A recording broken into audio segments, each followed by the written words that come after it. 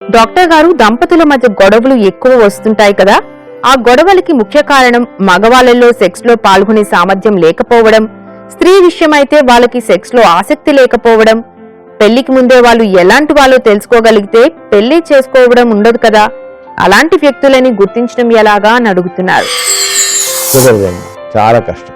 కొంతమంది dull feels ఉంటాం, చాలా యాక్టివ్గా ఉంటారు. డల్ యాక్టివ్గా ఉంటే డల్గా ఉంటారు. అంచేత మనకి ముందు పెళ్లి చేసుకోవాలంటే ఇద్దరు ప్రేమించుకోవడం, లేకపోతే డేటింగ్. మన పాశ్చాత్య దేశాల్లో డేటింగ్ కల్చర్ ఉంది. పెళ్లికి ముందు 15 రోజుల ముందు ఇద్దరు కలిసి బయటకు వెళ్తారు.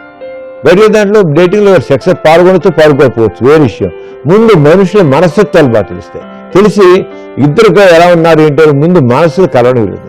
అంటే డేటింగ్ చేసి కొంతమంది సరిగ్గా మానేస్తారు, వాళ్ళు ఇంకొక డేటింగ్ చేస్తారు అన్నమాట. అంటే వాళ్ళ జీవితాంతం కలిసి ఉంటారు కనుక వాళ్ళు అరగా డేటింగ్ అనేది ప్రాసెస్ ఉంది. అంతవరకు బాయ్ ఫ్రెండ్ గర్ల్ ఫ్రెండ్, పాశ్చాత్య దేశాల్లో బాయ్ ఫ్రెండ్ గర్ల్ ఫ్రెండ్ బాగా ఎంకరేజ్ చేస్తారు. ఒక 16-18 ఏళ్ళు వచ్చిన తర్వాత ఒక అమ్మాయి కానీ ఒక అబ్బాయి కానీ వాళ్ళకి బాయ్ ఫ్రెండ్ లేకపోతే, ఎవరితో మాట ఉంటే దే ఫీల్ సంథింగ్ అబ్నార్మాలిటీ. కానీ ఆ రకంగా బాయ్ ఫ్రెండ్ గర్ల్ ఫ్రెండ్తోనే వాళ్ళు చక్కగా ఒకరికి అండర్స్టాండ్ చేసిపోతారు, సరిగ్గా వెళ్ళేస్తారు. ముందే అంటే స్నేహితులాగా ఉంటారు, స్నేహితులకు సెపరేట్ అయిపోతారు. అంచేత ఒక రకంగా అటువంటి పరిస్థితి అంటే ఇవన్నీ సెక్స్లో పాల్గొంటారు కాదు, అలా కాదు.